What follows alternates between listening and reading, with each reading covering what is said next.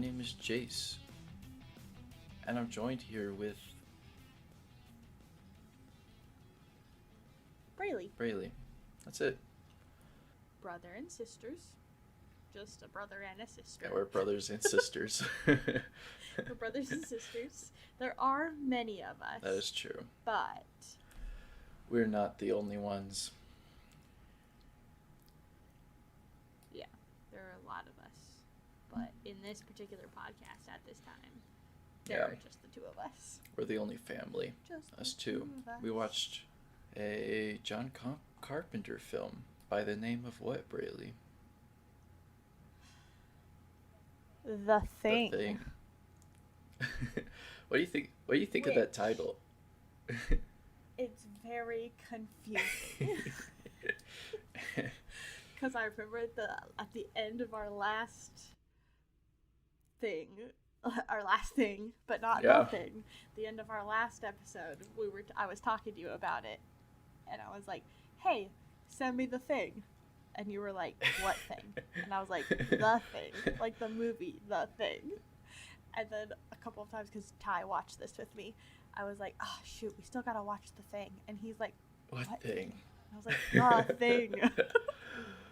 You know, that makes me, a lot of people that I've heard talk about this movie, they often call it John Carpenter's The Thing, which makes sense because that very much clarifies what the heck you're talking about. It does indeed. That is very true. Yeah. Yeah, maybe I'll have to start calling it that as well. Or you can call it John Carpenter's The Thing. You can call it The Thing, 1982. 1982. Yeah. Not to be confused with The Thing 2011. No. And not to be confused with the 50 film, The Thing, Something from Another Planet, or whatever it's called. It's called The Thing. Is it the same story? From Another World, 1951. Is it the same story as The Thing? They're both based off the same short story, except The Thing, 1951, kind of doesn't honor the short story. It kind of just does its own thing. Okay. I haven't seen it, but I think The Thing is more like a Frankenstein monster in that movie. Gotcha. And not really a shapeshifter. Okay. Which kind of destroys the whole premise, but... Right. Yeah. Okay. So, how shall we begin? We really need to start assigning out who's going to do the synopsis. That way that person prepares a little bit more. Do you want to do a synopsis? Yes, I can do that. And it will be good. Nice.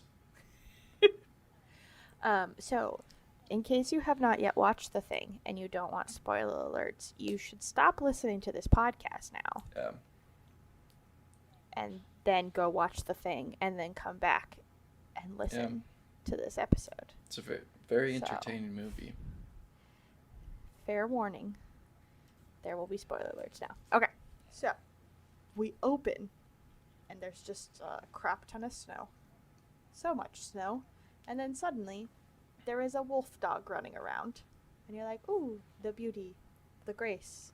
And then there's a helicopter flying after the wolf dog, and they be shooting at it. And you're like, okay. That is not a good dog. Or these are not good humans. It is a horror movie, so I immediately said, not a good dog. So then it turns out we're in Antarctica, and you see the wolf dog approach a base, and you see that it's a U.S. base. And so you start seeing it's not like a military base, it's just like a base of operations for doing research. I'm not sure exactly what they do there. It seems like only half of them are like professionals at something. Yeah, well, we meet our cast of characters, but before we meet our cast of characters, the dog enters in. The Americans all come out trying to figure out what's going on because they can hear the helicopter and the shooting and everything, and then the two guys, they land the helicopter, the two guys in it, and they get out and they start speaking in a foreign language to each other. And then one of the guys has a grenade and he's trying to throw it at the dog, you could tell, and then throws it backwards and loses it in the snow, like right next to the helicopter, and then proceeds to try and find it and then blows up. And the helicopter just goes up into pieces with it. So I was like, dude, get out of there. But anyway. And then the other guy that did survive starts running through camp shooting at the dog still, but there's a bunch of humans around and like all the Americans around. So then the main, like the leader of the American base breaks a window and then shoots the guy who was running after him dead. So the dog is there. The two humans that were following after this dog shooting after it are dead. And we find out that they're Norwegians. So then they're all confused. They're all trying to figure out what's going on. The dog is just allowed to roam around. It's just a dog. It's not just a dog. This is a horror movie. As soon as it jumped up on that first person to lick their face, I was like, Ty, this is not going to be good. I said, why would you let a dog in like that after these two people have been running after it, shooting it? You should at least be a little concerned about the dog itself until you can figure out what's going on. But Ty goes, yeah, but they don't know they're in a horror movie. We know they're in a horror movie. Exactly. But I digress. So that whole scene happens. Craziness. So they get so then like we meet the cast of characters at the American base, and so there's Kurt Russell, who plays McGreedy, who is the helicopter pilot for the US people. We meet the doctor, Copper. Yeah. I think his name is Copper. He has a nose ring. We'll come back to that. And then we meet the biologist guy, who is Blair. Yeah. And then we meet his assistant, Fuchs. We meet the... it's like the radio operator, Windows. The radio operator, Windows. We meet, like, the head engineer, or whatever. His name is Childs. And then the assistant engineer is Palmer. And then we meet... You know these occupations well. It's because I looked up a list. That makes sense. Like, who are all these people again? And then we meet the head of the base, which is Gary. And then we meet the dog handler, who is Clark.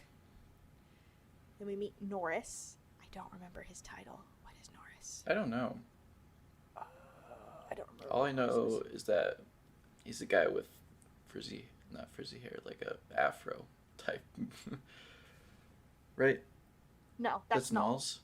Wait, who's Norris? That's Knowles. He's the food guy. Norris is the blonde, heavier set guy. We'll get to him. And then Knowles is our food guy. And then there's Benison, who is like the meteorologist. And I think that's all 12. I want to make sure I got everybody because literally everybody plays a part. So there's all of those people. That's our cast of like US American people. Yeah. And so the Dr. Copper does an autopsy on the Norwegian that wasn't blown up, and he's like, hey, there's nothing wrong with this dude. And so then like at least there's no alcohol in his system or like drugs or anything to account for maybe why they were flying after a dog trying to, I don't know, kill it. So he asks McGreedy, who is Kurt Russell, to take him up in chopper. Take him in the chopper, take him to the go find the Norwegian base with him so they can get an idea of what the heck is going on. When they're at the Norwegian base, they come across like a dead guy. and Yes. it's kind of funny. Not funny. when you think about it, it's funny because like both of his he's holding a razor. He's frozen, like completely frozen solid. His blood is also frozen. And he's holding a razor in his hand, and both of his wrists are slit, and also his throat is slit. But his throat is like, it's like a fourth of the way cut through. Like, oh, Ty and I for sure talked about this. I was like, there's no way in heck that he had enough strength to do that how himself. how did he both cut both of his wrists and almost decapitate himself? Yeah. And That's what Ty was he like, froze in time where the blood was still dripping down. Yeah, it was one of those things where it was like a little bit of overkill, and you're like, probably should have thought that through a little bit more. But also, it's a pretty convincing visual as well. So they roll up to the Norwegian base, and they do find this guy in there. But when they first get there, you can tell from the outside that it has been completely destroyed. I mean, there are like scorch marks everywhere from where there have just been like fire. It is completely covered in snow everywhere, inside and outside, because there's holes all over the place because they have torched the whole place. It is just like completely desolate, and there is not a single person to be seen. And they eventually find the body that you're talking about, like in front of all of the radios. Like it was trying, he was trying to communicate out, and then was like, nope. I'm gonna cut my head off. Yeah. And so then they go further in. So this is Copper and McCready. So this is the doctor, and this is the helicopter person, the helicopter pilot. And they keep going further into the Norwegian base, and they find some old tapes. They find some tapes and just some paperwork. And so the doctor grabs those things to bring back with them. And as they go further into the base, they find, I don't know, what would you call it, Jace? Like a hollowed out shrine thing? Like it's not like a shrine, like a coffin almost. Yeah, is it just like a big block of ice? Wait. Yeah, it's like a big block of ice, but it's like hollowed out in the middle, like something's been in there that was removed. It's got like a and then human-sized divot in it. Yes. Bigger than that. Yeah. But anyway. Yes. Anyway, so they, among all of the charred ruins and the frozen corpses, Copper and McCready are about to leave, and they find burnt. I'm quoting this directly from Wikipedia because I didn't know how to like say it to describe what it is. A burnt corpse of a malformed humanoid, which they then take back to their own base. Because again, these people are not aware of the fact that they are in a horror movie. They're also researchers. They gotta research. I just then come back to this base and research because it doesn't seem safe to take it to your base. But anyway, so it'll be fine. It'll be fine. It's not like this whole entire movie is about all the reasons why it wasn't fine, but that's fine. Anyway, so they take it back. Blair, who is the biologist, does an autopsy on the humanoid form and just finds a normal set of human organs. He's like, I don't know, all seems normal, besides the fact that this thing has like 2 faces and 7 arms and is burnt to a crisp. So then it kind of comes back that the dog is still around, and so they make Clark kennel the dog with the other dogs, and that is when crap hits the fan. But even before that, and there's the little part where we follow the dog roaming around, and then we follow the dog roaming around, and then and it goes into a room with somebody. We don't know who it is because all we see is their shadow on the wall. And it is implied that it's nighttime too. So it spends the entire night in this room with we don't know who. So, yeah. So then Clark puts the dog in the kennel with the other dogs. The other dogs are like, no, sir, you are not cool. We do not like you. And it then the thing proceeds to burst out of this dog. It was a thing the whole time? It was a thing the whole time. Yeah, that's why the Norwegians were running after it and trying to shoot it. Damn. You dumbos. Anyway, it bursts forth from inside of the dog, and it, like, starts going crazy and, like, trying to inhabit other dogs. Everybody's freaking out. Then people are grabbing flamethrowers. Yeah. It gets wild. You can see immediately why the Norwegian base looked like it did when they got there. Within the first 5 minutes of them knowing that there's a thing, you can see exactly how the Norwegian base ended up the way that it did. There's the line, it's like, Max said, get the flamethrower. The what? Get the flamethrower, now move. Yeah. It's like, why? Yeah, because this thing is creepy as heck. Also, these dogs are really good actors. Yes. Ty read somewhere online, he can't confirm this, but the thing dog was actually like a husky wolf hybrid, which is why it's like, and I thought this when I first saw it. I was like, that thing is huge. Like, that's not just like a straight up husky. Like, that is, I was like, it doesn't seem like it's a straight up wolf either, but that is a big dog. And so he was reading online that apparently it's like a husky wolf hybrid, and apparently the reaction of the dogs to the thing was their actual reaction to this dog, because they knew that it wasn't just fully dog, it was also half wolf. Take it with a grain of salt. I don't know that I fully believe it. They got a little too into the acting. He was just recounting that to me. Yeah, I was like, I don't know. But it also was the 80s, so like a lot of the I don't know, safety around just actors, and especially like animal actors and stuff now that we have, was not really as much of a thing in the 80s. Like, because my whole thing is like, I mean, the dog handlers probably would have handled it better than that.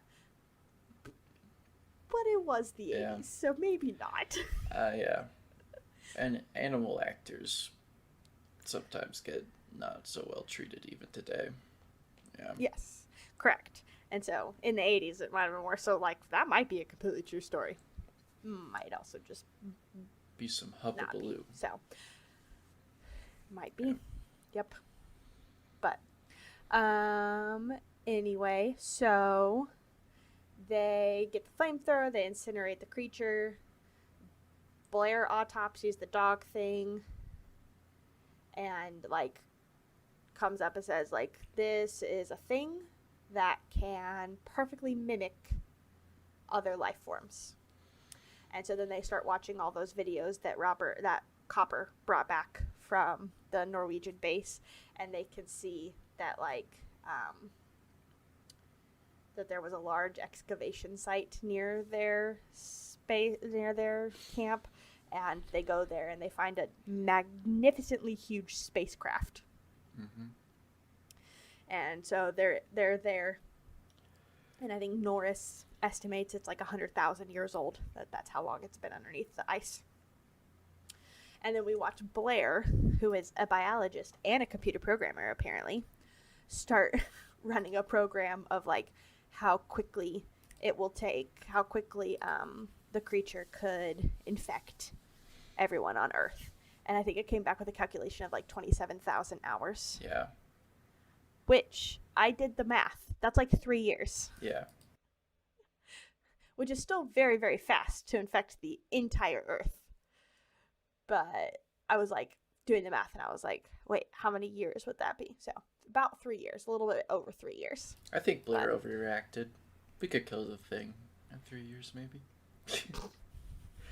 I'm just kidding. No. So, if the thing got to Manhattan, you wouldn't even know if it possessed people. Because they all act like that. Well, and also, the thing is much more subtle when it's not being, like, outright attacked and like outed, because it tries to blend into the background and not be noticed when it assimilates into somebody. So we'll talk about that in just a minute.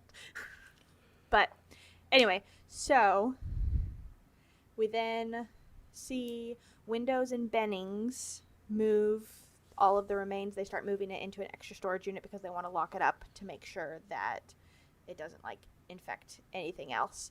And we then see it. Windows interrupts it, taking over Bennings. Yeah. Which was... Yeah, that was really good. Like, so like it's got the tentacles all wrapped around Bennings. Yeah. He's just like a blob. It's hilarious, though, because the human form thing that they used to be Bennings at that time did not look real in any way, shape, or form. The human form of Bennings? Which, with the tentacles wrapped around and everything, that is, like, for sure a blow-up doll of Bennings. Oh. Like, that is not, like, a real human. Yeah, yeah. And it's very clearly, like, a blow-up doll. I feel like it worked. Like, it worked fine. No, so this is what I'm grateful for, kind of talking pause in our synopsis. I am grateful for the fact that this was made in 1982, and like a lot of these effects are really cool, and you can see where they were like super cutting edge for the time and everything. But it was nice because they still looked like they were made in 1982, or which I guess they're probably made before that because the movie came out in 1982, right? And it was really nice because I was able to like separate that a little bit, and that helped me actually be able to finish the movie. Because if the effects had been too realistic, I don't think I would have been able to finish this movie. I am not a horror or suspense person at all.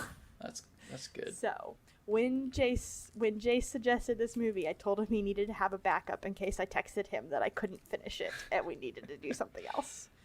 But I did it. I powered through, and I only had like 2 nightmares that night. Yep. So, but anyway, so we see Bennings being taken over. Windows interrupts it. They chase the Bennings thing down, and they end up torching it. And then we watch Blair go absolutely bonkers, and he starts destroying the radio communication thing, because a big part of this is that right now we're in the middle of winter in Antarctica, and so they cannot contact anybody because of the storms and everything. Like, all of their equipment isn't working, so they haven't been able to even contact anybody after all of this weird stuff starts happening. And so you see Blair just completely take out their communications, starts destroying vehicles, and a whole bunch of stuff is going down. And you're like, what is going on? He has a revolver and he's shooting at people. Like, he is just going absolutely insane. So they lock him up in a tool shed after all of that. Oh, he also kills the remaining sled dogs. Yep. So that they couldn't, with the implication, so they can't be infected. Yeah. Is what we're led to believe. Clark is bummed. So, Clark is very bummed. Clark is a I sweetheart. loved Clark. But anyway, Clark was cute.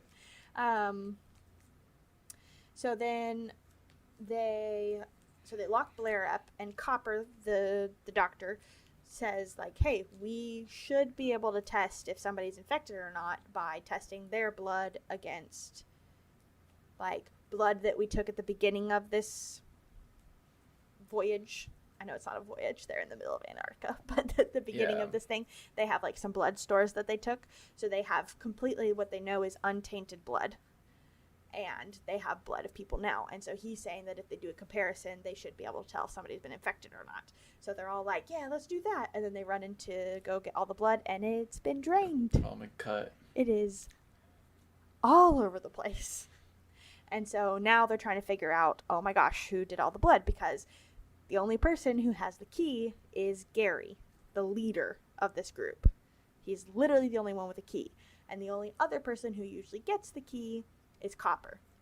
So they're trying to figure out, well, who sabotaged the blood? Is it because you're a thing? And so then they all start going like crazy and start turning on each other. Windows runs away, grabs some guns. Yeah. Like, there's also it a gets lot crazy. of guns in this place.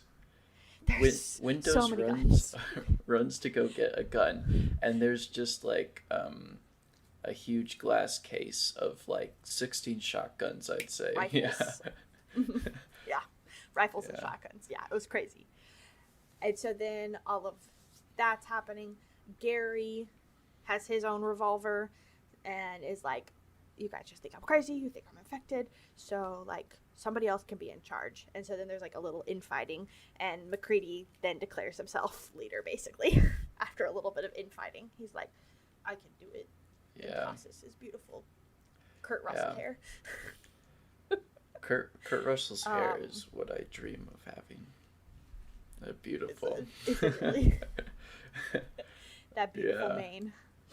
So Blair is locked up. Fuchs thinks that there's another test maybe that they can figure out what to do. So Fuchs is the other biologist. He's like the assistant biologist, and he's like, I can't figure it out without Blair. And they're like, too bad, gotta do it. So then like a couple of creepy figures go by. Fuchs is also the one surmising on how people are getting infected, which is just by like DNA. Any DNA of the thing is going to get them infected. So like they start only preparing their own food, eating out of cans to avoid like eating or ingesting anything that might be infected. So that's important. So then it's like late night, it's dark. Fuchs sees a shadow go by, and then another shadow go by in the other direction. So he starts following it, and he goes outside, and we don't really see what happens. But later, was it McCready and Knowles and Windows find Fuchs's burned body, and so they surmise that he committed suicide in order to stop being taken over by the thing. He burned himself. So, they're outside, and McCready is like, Knowles and I are going up to my shack, because when I left earlier, my light was off, and the light's now on, so extra creepy. And so something that happens is when you are assimilated, if it's done quietly and stuff, like the only thing that's left over is some like torn up clothes from what the person was originally wearing. And so while Knowles and McCready are out, Knowles finds a jacket with McCready's name on it that looks like it's been busted out of, like when you're assimilated by the thing. So he thinks that McCready has been turned, and he ditches him and comes back. And so everyone's inside except for McCready, and then McCready makes it back and is like banging on the door, and they're like, he's like, let me in. And they're like, no, what if you're the thing? And I don't remember exactly why they ended up letting him in, but they did. Wait. No, they don't let him in. He goes over to a different part, busts through a window, and then grabs a bunch of dynamite. That's right. He breaks into the extra room. And then you're he's correct. like, if anyone touches me, we all go. And he's holding a stick of dynamite with a flare. And, And while that happens, Norris has like an attack, and it looks like he's like suffered a heart attack or he's passed out or something. And I think this is the part that gave me the most heebie-jeebies. I think this was like, I can't remember if it was just when I was listening to discussions about this movie, or it was actually in the movie, but like I think there's like a subtle foreshadowing that he has a heart condition. There was like a couple of scenes before that, when he was being told to guard the inside, he was seen like holding his heart and like having a hard time breathing. I don't know if anything before that towards the beginning was said, but definitely a couple of scenes before this, he was shown having a hard time. Yeah. So I'm not sure if there was also more than that. I think that's what I'm thinking of. So I do remember that. Yeah. So Copper, the doctor's trying to save him, goes to defibrillate his heart, and on like the third attempt, I can't even get through this. This creeps me out so much.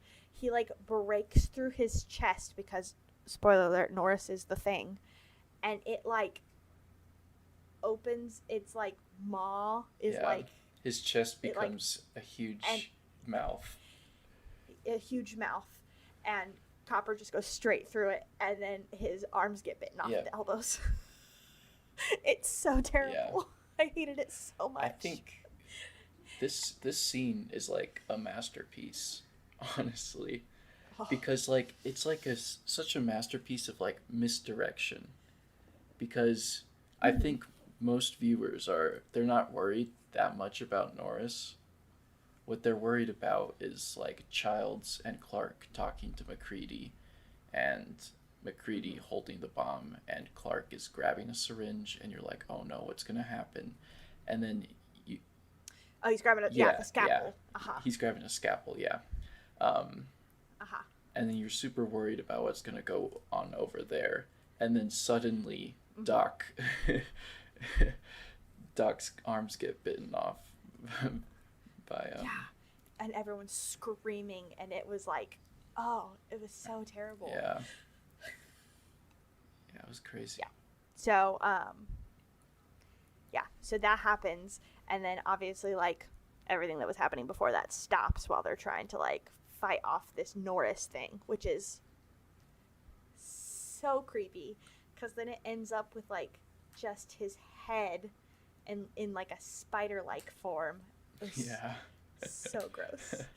And it's like trying to like scoot away, and then I think it's Palmer points it out, and he's like, oh my gosh. And so they torch that. I think he's like, you gotta be effing kidding me. He did. Yeah.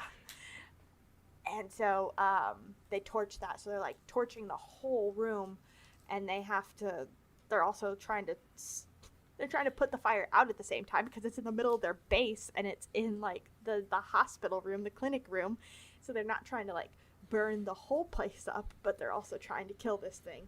So it was like really intense. It was like a really intense, like 3 to 4 minutes, the whole like play out of it.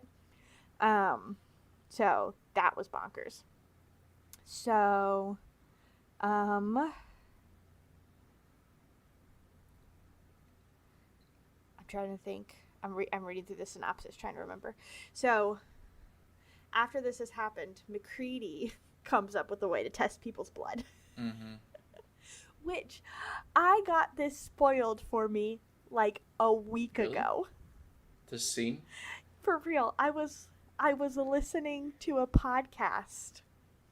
And to be fair, we did say at the beginning of our podcast that there would be the Thing spoilers.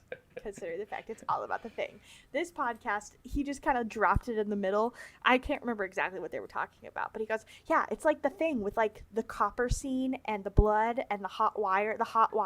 And I was like, no, I'm about to watch it. Yeah, because so I was a little upset. I knew what was coming. If you know anything about this movie, it's like this scene. The blood test scene. Yeah.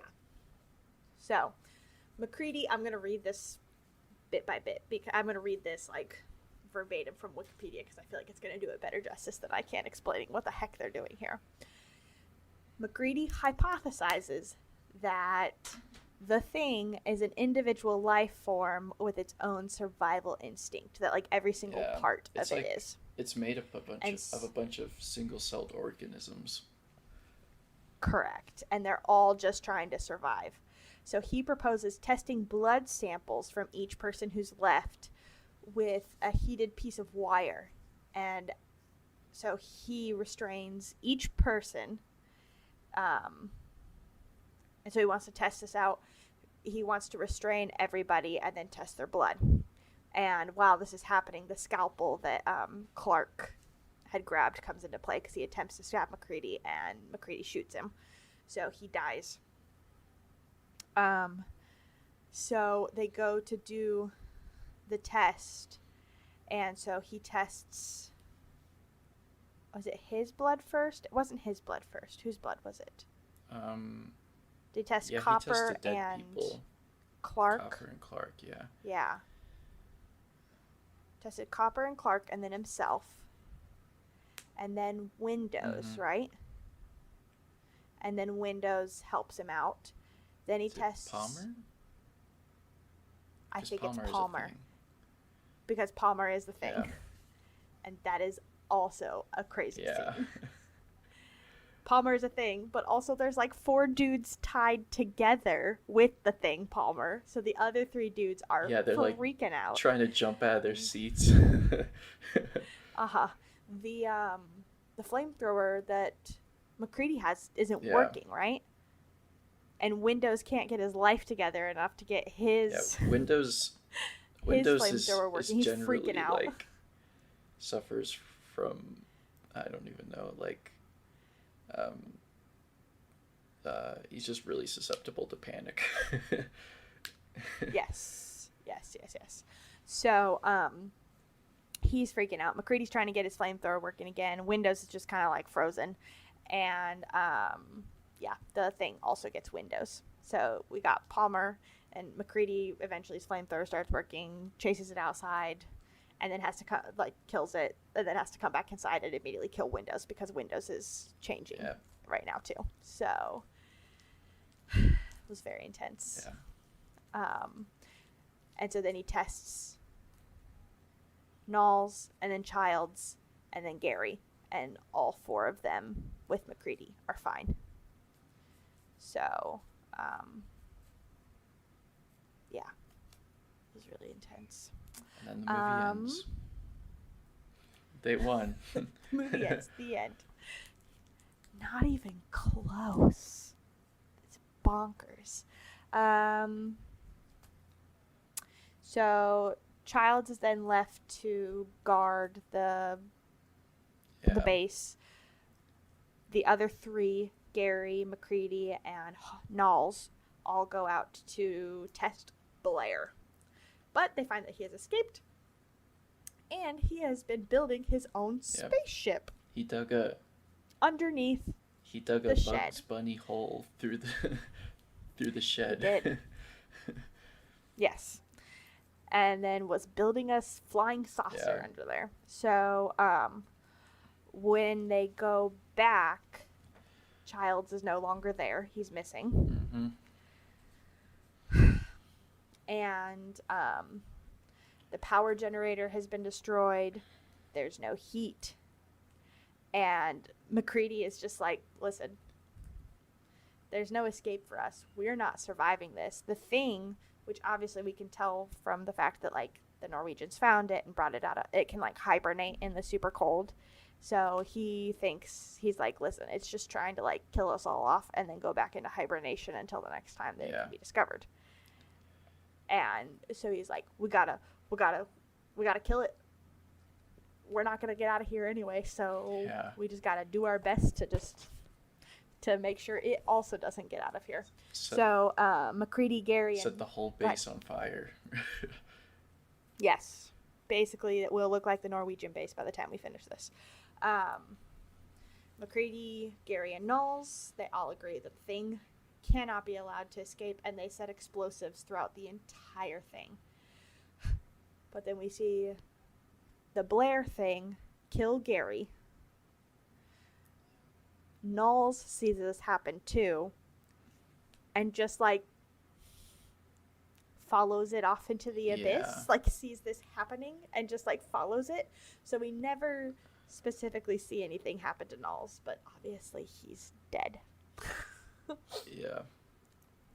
And then it like transforms into this giant thing.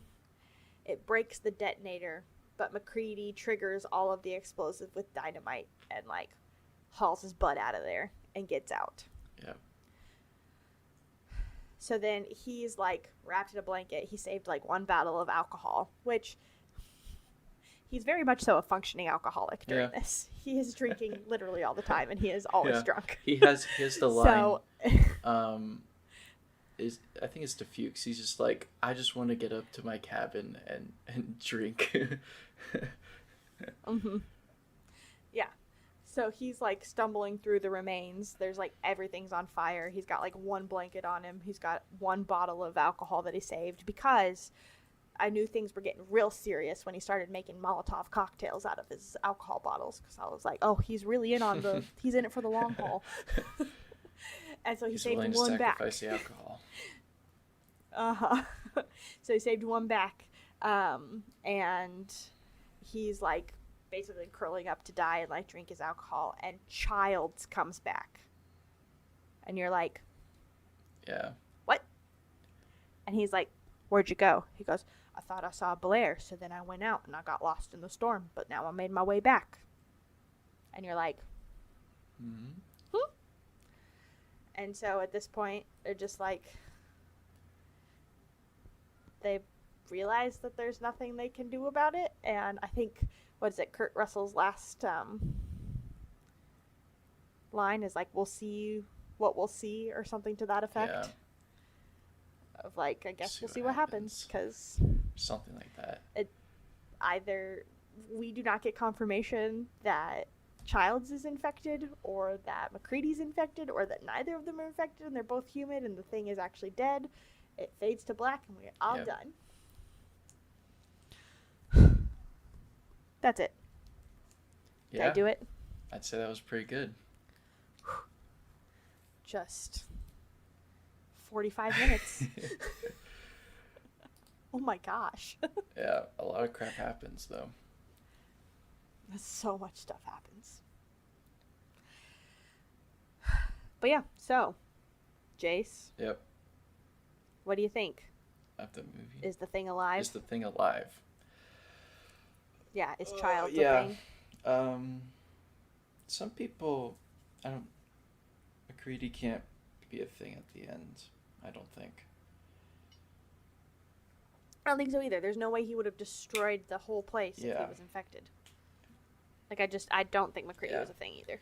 And some people say that, like, maybe he had eaten something or drank something before, and then he's slowly being infected, but I don't think that either. Especially since he was probably one of the most paranoid ones. But is Childs a thing? I think the only basis of like him not being a thing would be that because his story kind of makes no sense. The only basis of him not being a thing, if he is the thing, why doesn't he just torch MacReady right as he sees him? Because Childs has a flamethrower, MacReady does not. So why does he not just torch him? But it could be that the thing is just kind of gloating now. Like, yeah. Well, because he knows that MacReady's not going to survive this. He's going to die of hypothermia. Like, he doesn't have to torch him. He's going to die. Yeah. Have you seen the coat theory? Yeah, because he's wearing a different coat, isn't he? Childs is. Yeah. He's wearing, like, the coat that I think Blair was supposedly wearing when he first started out. Because wasn't Childs' coat was, like, blue, and he came back in, a tan coat? I think is how it went. I can't remember exactly. Or vice versa. Anyway, he was in a different colored coat. He was in the colored coat at the very end that the Blair thing had on. And Ty and I were talking about that because he's been reading so many articles about this since we watched it. He was so excited when you picked the thing because he's been wanting to watch it forever. And so he knew that I wouldn't want to watch it with him, but since you wanted to do it for the podcast, he knew I would watch it now. And so he was so excited. He's like, we can watch it together. That's good. But we were talking about it, so he's been reading and watching like YouTube videos about it, just trying to figure out like the timeline of when everyone was infected and everything.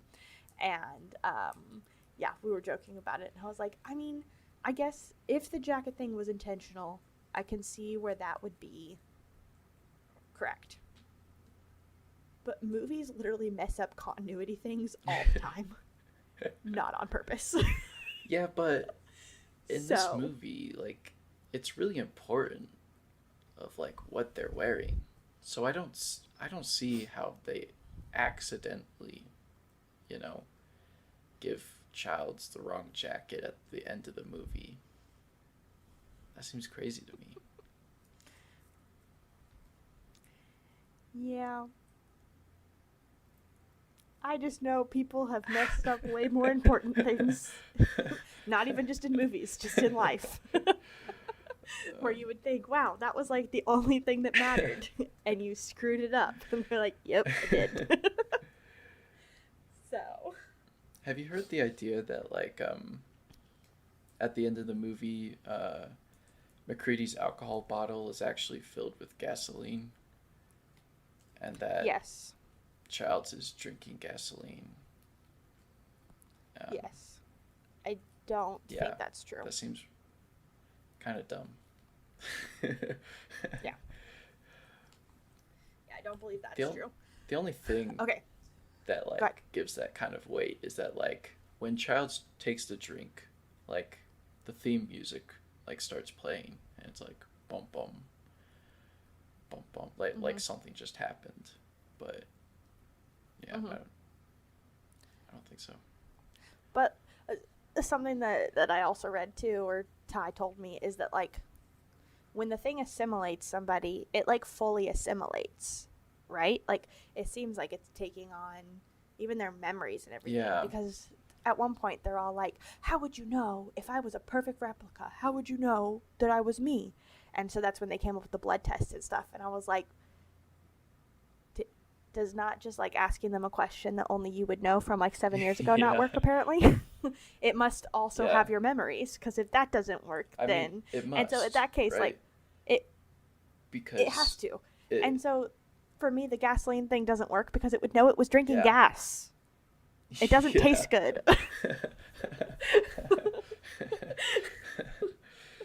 Yeah. That's not just like a preference thing. It's like a biological response. Correct. Yes. Any human tongue would be like, ooh, gross, no. Okay, so then I need to talk to you about this. So Blair is obviously assimilated. But when do you think Blair is assimilated? It must be... Yeah, this was the question I was going to ask you. When does Blair get thingified? It must be once he's trapped in the hatch. It must be when he's begging McCready to come back in. And he's like, oh, I'm all good, McCready. I've calmed down and everything. Mm-hmm. Like you think at that point he has been thingified. It happened at some point before that. Because I think there's only like 3 times where like the characters interact with Blair, which is at the beginning, and then once McCready goes out to check on Blair, and then once they go to try to test him and they realize he's been thingified. So. Yeah. So at some point between getting locked in the first time and then getting McCready checking up. And McCready coming out. Somebody. Do you think somebody in thing form went out and thingified him? Okay. That's like a very popular theory someone too. Affected his food. I feel like it's either that or he actually was thingified earlier on, like one of the first ones when he was doing the autopsy. And he was trying to destroy the, like all of the radio stuff and everything, still to keep the humans from making contact, because he knew that, like, he wasn't gonna get very far and just wanted to be able to go back into hibernation. I feel like you could make an argument towards that as well. I think it's still more likely that he wasn't infected and he was, like, destroying everything so they couldn't get out and infect the rest of the world. But he destroys the chopper. We were talking about it because he did all this. Yeah, so they also couldn't get out and. Yeah. Yeah, because you could argue it either way, because if he destroys as the Thing, so if Blair's the Thing and is destroying all the radio equipment, all of, like, the chopper and all of the other vehicles as well as the Thing on purpose, it's because he knows that he can't fight off all of these humans by himself, with them having the ability to, like, get out and go find help or get out and escape. But if he can strand them all here, he can wait them out. Yeah. And he could survive, and it's not a problem. Yeah. So you could kind of see where it could go either way. He could have been one of the first ones infected, or it happened after he destroyed everything because he was trying to keep the Thing here. Yeah, that makes sense. Because I that makes sense that the Thing would just be like, I'm just gonna sabotage this whole base and make it so no one can leave or no one can get help. Yeah, because I had always been like, well, if Blair was the Thing, then he would never destroy the chopper, because that would be like his one way out. But the Thing has multiple win options. Yeah. Yeah. Oh, that makes sense. So, I don't know what the real thing is, but it doesn't really matter. In the end, Blair is infected, so. But there's a lot of, like, timeline things. I think they think Norris is the first one who was infected. Yeah. I think they think Norris is the one that the dog thing went into his room. His hair is the one that matches up the best. That's what I keep hearing. I also heard, though, that they used a stuntman for that. So that you specifically couldn't know whose shadow it was. So it's actually none of the characters. It was actually Ron. We actually didn't meet Ron because he was dead long before. Ron was the janitor of the base. That's so true. Yeah. But it was... So I was reading up too. I did not know that this did horrible in theaters. Yeah, it was I did not know that. Critically lampooned. Yeah, it was not well received in any way, shape, or form. Yeah. That's because... It's found a revival. I think one of the reasons people attribute it to was because it was released around E.T. That's what I saw. The friendly alien, and then... the worst guy ever. Then the not-so-friendly alien. Yeah. E.T.'s like the biggest movie, or probably like the biggest 80s movie. Like, yeah. Don't want to be competing against that. No. Nope. And it also won a Razzie, which is like the negative Oscars. It won a Razzie for worst soundtrack. Which, yeah. The Thing did? Yeah. What? Yeah. It was so rude. Why would they I think the soundtrack's pretty good. Yeah. Yeah, I never thought. I hadn't looked it up, but I was like 98% positive that they filmed in Juneau, in Alaska. 'Cause they didn't go to Antarctica? where else would you film that? Correct. My immersion's ruined.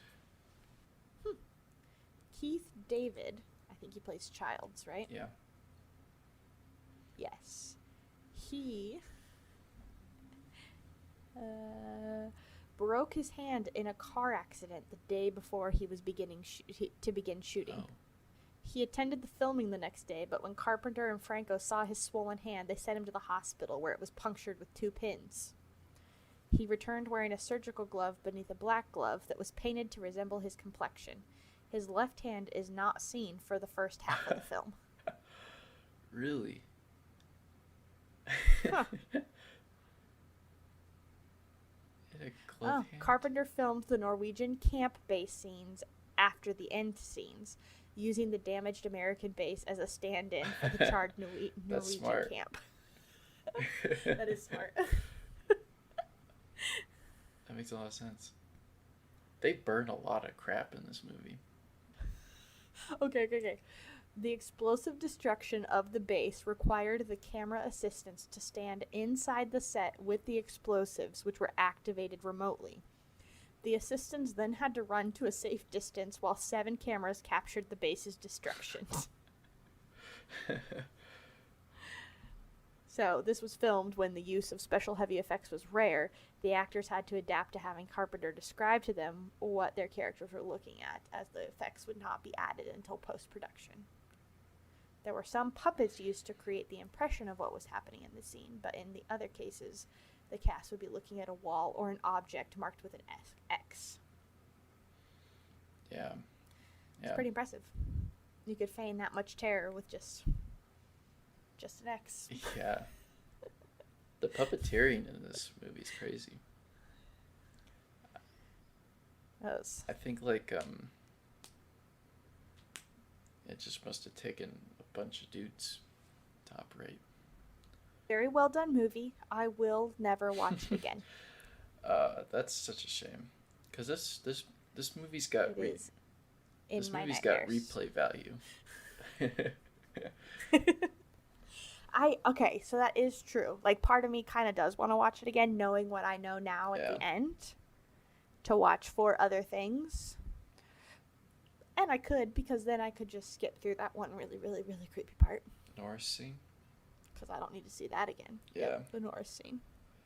But it was actually really funny. I went and got my hair cut today, and I was talking to my stylist, and I was talking to her about our podcast, and I said, oh yeah, my brother made me watch The Thing. And she goes, that is my most favorite movie of ever all time. And I was like, oh, okay. She goes, I love it so much. That's pretty awesome. Mm-hmm. So, we're like, shout out to Whitney. All right, lady, let's talk about these theories. That's true. I should have talked theories with her. I didn't. I'll do it next time. Dang. I was asking about her cute kid. Boom. Next time I'll ask about The Thing. She said she liked the prequel, though. Have you seen the prequel? I've not. Me That's neither. a 2011 film, right? Yes, it is. She said she was I heard skeptical, people dislike it. but she thought it was pretty good. So, okay. Yeah. I should watch it. You should. I think there's also a Thing video game, I think. Yes. And I think it's like John Carpenter and what am I trying to say? It's supported by John Carpenter.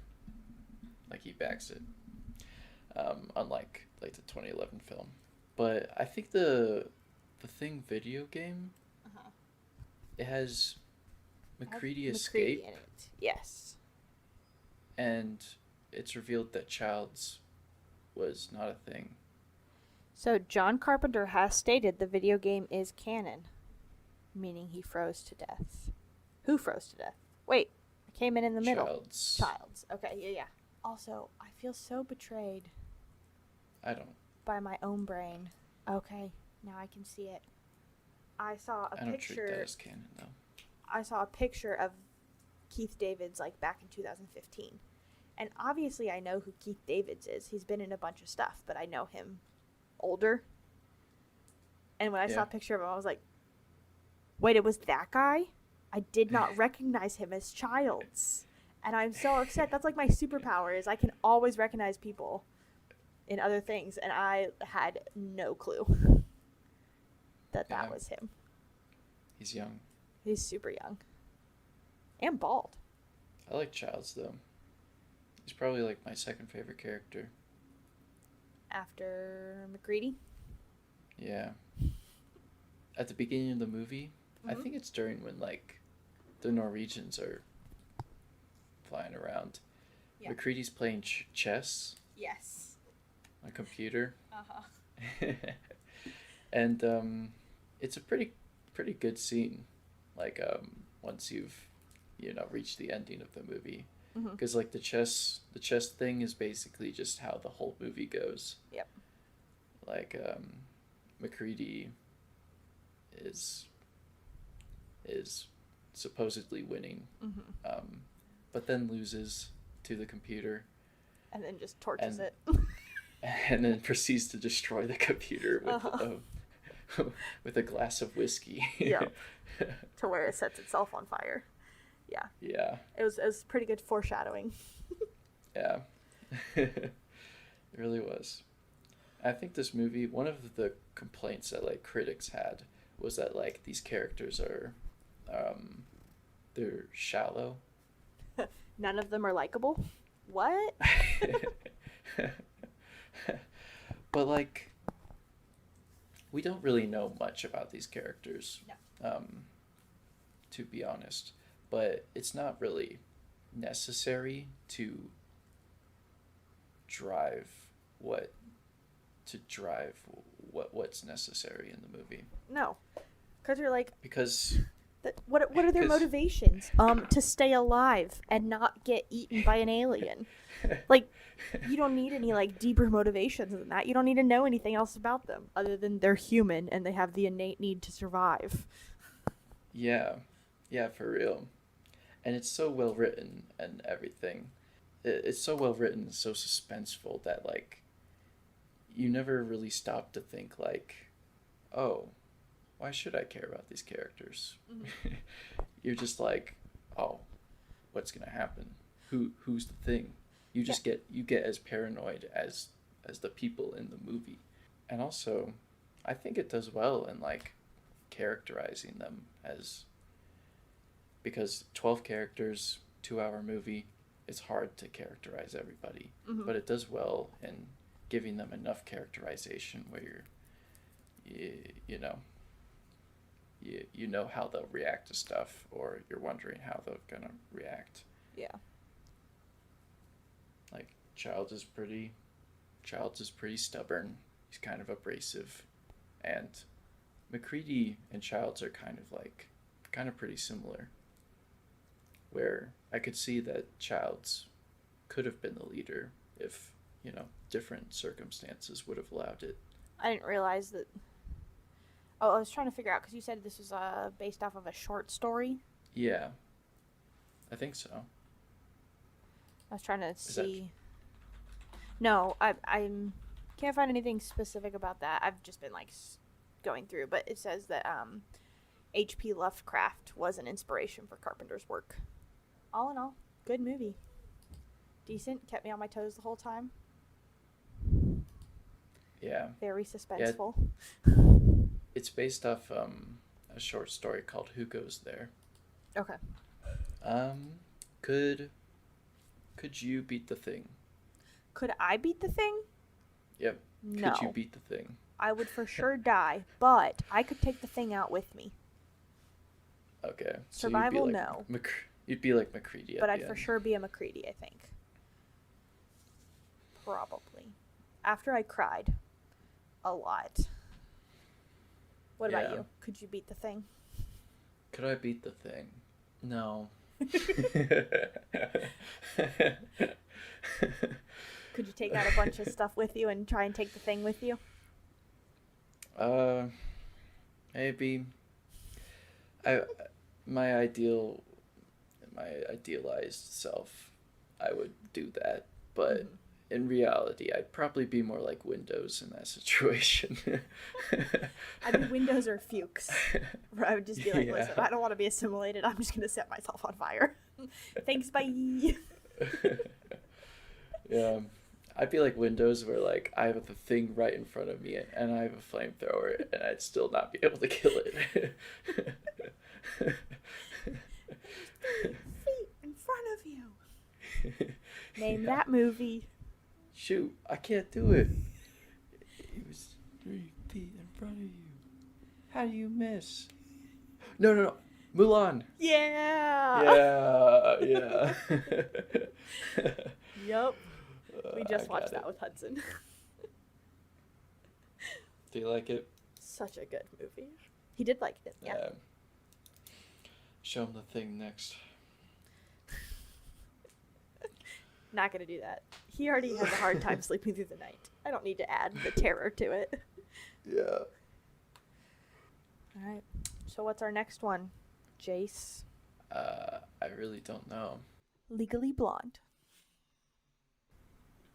Legally Blonde? Have you seen that? I have. I love that movie so much. That movie's kind of sick. It's a great movie. Should we do Legally Blonde? Yep. Alright, cool. You are in charge of the synopsis. Okay. Okay? Alrighty. And then I'll be in charge of the synopsis for Escape from New York as well. So we can go back and forth on the synopsis. So, viewers, if you don't want to be spoiled for Legally Blonde, 2 weeks from now, you better watch it. Yeah. Get in there. Watch Legally Blonde. It's a masterpiece. Alrighty. It's so good. And we go from a movie that has literally not a single female in it to Legally Blonde. I love it so much. Yeah, you're right. We need to balance it out. Mm-hmm. All of the pink things. No, I want to watch 12 guys yell at each other. Are you talking about The Thing, or are you now talking about 12 Angry Men? Because I'm talking about The Thing. Okay. That works for both of them. Because we could also be talking about 12 Angry Men. That movie's also sick. But yeah. Ty does like that one a lot. I have never seen it. Yeah, alrighty. Remember, guys, keep that flamethrower on you. Keep that flamethrower on you and comment. Comment.